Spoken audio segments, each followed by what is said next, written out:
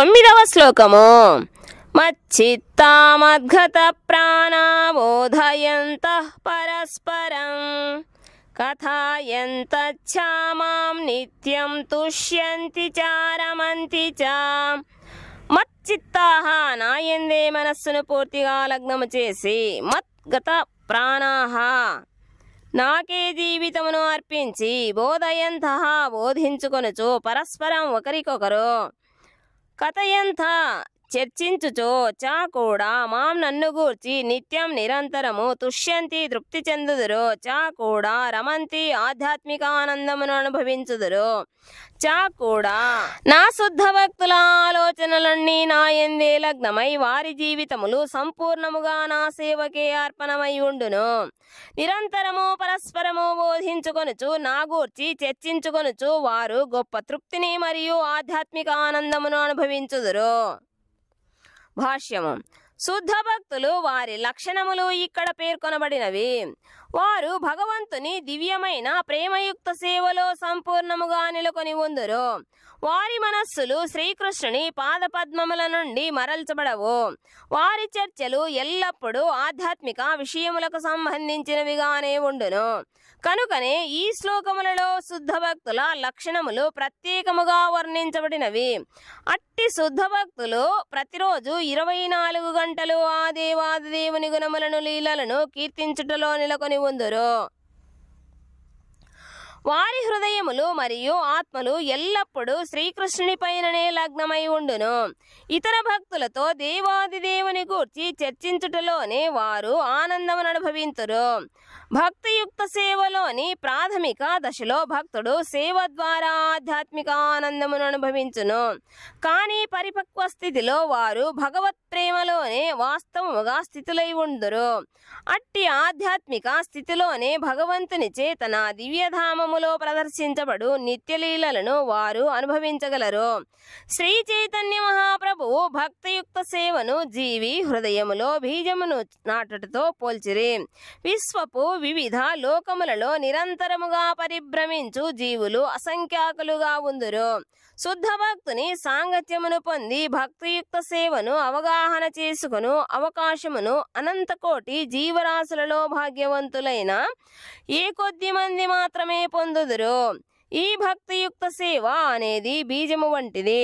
అట్టి భక్తి బీజము జీవి హృదయములో నాటబడినప్పుడు అతడు హరే కృష్ణ కృష్ణ కృష్ణ హరే హరే, హరే రామ రామ రామ హరే హరే అని నిత్యము మహామంత్ర శ్రవణ కీర్తనలను కొనసాగించినచో నిత్యము జలమును అందించుటతో వృక్ష బీజము మొలకెత్తునట్లుగా ఆ భక్తి బీజము మొలకెత్తగలదు.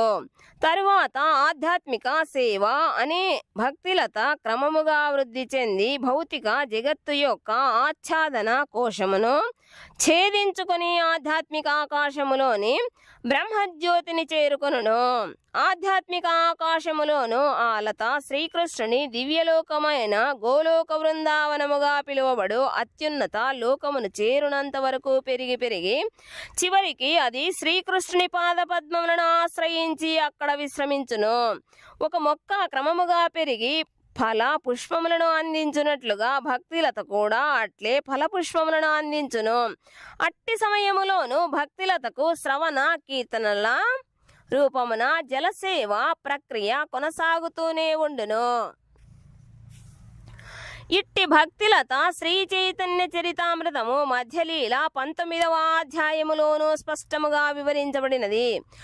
పరిపక్వమైన భక్తిలతగా శ్రీకృష్ణ భగవానుని పాదపద్మములను ఆశ్రయించిన భక్తుడు భగవత్ ప్రేమలో పూర్తిగా లీనమగునని అందులో వివరించబడినది. దానితో నీరు లేకుండా చేప జీవించలేనట్లుగా భక్తుడు దేవాది దేవుని సంబంధము లేకుండా క్షణకాలమును జీవించలేడు. అట్టి స్థితిలో దేవాది దేవుని సాంగత్యములో భక్తుడు వాస్తవముగా ఆధ్యాత్మిక లక్షణములను సాధించును. దేవాది దేవునికి మరియు అతని భక్తులకు నడుమ గల సంబంధముకు సంబంధించిన వర్ణనలతోనే శ్రీమద్ భాగవతము పూర్తిగా నిండి ఉండెను. కనుకనే భాగవతము 12వ స్కందము 13వ అధ్యాయము 18లో చెప్పబడినట్లు భక్తులకు శ్రీమద్ భాగవతము మిక్కిలి ప్రియమై ఉండును. శ్రీమద్ భాగవతం పురాణమలం వైష్ణవానాం ప్రియం. ఈ వర్ణనలో భౌతికమైన ధర్మ, అర్థ, కామ, మోక్షములకు సంబంధించిన చర్చ లేదు. దేవాది దేవుని మరియు అతని భక్తుల దివ్య స్వభావాలను గూర్చి సంపూర్ణముగా వివరించు ఏకైక గ్రంథమే శ్రీమద్ భాగవతము. యువతీ యువకులు ఒకరినొకరు సహచర్యమును ఆనందించున్నట్లుగా శ్రీకృష్ణ చైతన్యమున పరిపూర్ణత్వమును సాధించిన మహాత్ములు అట్టి దివ్య శాస్త్రములను శ్రవణము చేయుటలో నిరంతరము ఆనందించుదురు. 10వ శ్లోకము.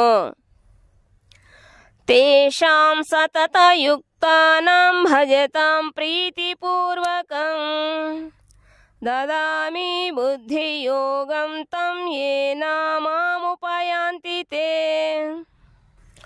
తేషాం వారికి, సతతయుక్తానాం నిరంతరము నెలకొనిన వారికి, భజతాం భక్తియుక్త సేవతో భజించు వారికి, ప్రీతిపూర్వకం ప్రేమతో దదామి ప్రసాదింతును బుద్ధి యోగం నిజమైన బుద్ధిని, తం ఏనా దేనిచే మాం నన్ను ఉపయాంతి పొందుదురో తే వారు. ప్రేమతో నిరంతరము నన్ను సేవించుటకే అంకితమై ఉండు వారికి దేని ద్వారా నన్ను పొందగలరో అట్టి అవగాహనను ప్రసాదింతును. భాష్యము. ఈ శ్లోకములో బుద్ధియోగం అను పదము మిక్కిలి ప్రధానమైనది. 2వ అధ్యాయములో శ్రీకృష్ణ భగవానుడు అర్జునునకు ఉపదేశిస్తూ తాను అనేక విషయములను గూర్చి చర్చించినని, ఇకపై బుద్ధియోగ పద్ధతిలో బోధించునున్నట్లు పలికిన విషయమును మనము ఇక్కడ గుర్తుంచుకోవలెను. 2వ అధ్యాయము 39 ఇప్పుడు అట్టి బుద్ధియోగ ఇక్కడ వివరించబడినది. బుద్ధియోగ అనగా కృష్ణ చైతన్యముతో కర్మ చేయుట. అదే అత్యున్నతమైన బుద్ధి మరియు జ్ఞానము అనబడును. బుద్ధి అనగా వివేకము, యోగ అనగా యోగ క్రియలు. మానవుడు భగవద్ధామమును తిరిగి చేరుటకు ప్రయత్నిస్తూ కృష్ణ చైతన్యముతో భక్తియుక్త సేవలో పూర్తిగా నెలకొనినచో అతని కర్మలు బుద్ధియోగగా చెప్పబడును. మరో రకముగా చెప్పవలననిన భౌతిక జగత్తు బంధముల నుండి సులభముగా విడివడు పద్ధతియే బుద్ధియోగ. పురోగతికి పరమ లక్ష్యము శ్రీకృష్ణుడు. కానీ జనులు ఆ విషయమును ఎరుగరు. కనుకనే ఆధ్యాత్మికాచార్యుని మరియు భక్తుల సాంగత్యము మిక్కిలి ప్రధానము. ప్రతి ఒక్కరును ఎరుగవలెను. ఆ విధముగా లక్ష్యము నిర్ణయించబడినప్పుడు మానవుడు ఆ మార్గములో క్రమముగా ముందుకు ప్రయాణించినచో పరమ లక్ష్యము ప్రాప్తించగలదు. మానవుడు జీవిత లక్ష్యమును ఎరిగినను తమ కర్మ ఫలముల పట్ల ఆసక్తిని కొనసాగించినచో అతడు కర్మయోగను అవలంబించువాడగును. అట్లే అతడు శ్రీకృష్ణుడే గమ్యమని ఎరిగినను మానసిక కల్పనలచే శ్రీకృష్ణుని అవగాహన చేసుకుని యత్నించువాడు జ్ఞానయోగను అవలంబించువాడగును. ఏమైనను అతడు తన గమ్యమును పూర్తిగా ఎరిగి కృష్ణ చైతన్యమున భక్తియుక్త సేవలోని శ్రీకృష్ణుని పొందగోరినప్పుడు అతడు సంపూర్ణ మరియు సమగ్రమైన భక్తియోగ లేదా బుద్ధియోగను అవలంబించిన వాడగును. ఇదే మానవ జీవితపు అత్యున్నత పరిపూర్ణత్వ స్థితి. మానవుడు ఆధ్యాత్మికాచార్యుని పొందినను ఏదేని ఒక ఆధ్యాత్మిక సంస్థతో సంబంధమును కలిగి ఉన్నను అతడు ఆధ్యాత్మికముగా పురోభివృద్ధిని సాధించలేకపోవచ్చును. అయినను అతనికి ఎట్టి కష్టము లేకుండా చివరికి తనను చేరుకొనున్నట్లుగా శ్రీకృష్ణుడే అతనికి అంతరంగము నుండి ఆదేశములను అందించును.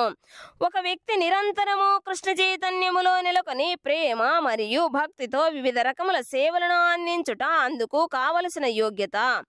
అతడు శ్రీకృష్ణుని కొరకై ఏదైనా ఒక కార్యమును తప్పక ప్రేమతో చేస్తుండవలెను. ఆత్మానుభూతి మార్గమున పురోగతిని సాధించుటకు కావలసిన బుద్ధిని భక్తుడు కలిగి లేకున్నను భక్తియుక్త సేవా కార్యములలో శ్రద్ధగా నెలకొనినచో భగవంతుడే అతనికి పురోగతిని సాధించుటకు మరియు అంత్యమున తనను పొందుటకు అవకాశమును కలిగించును.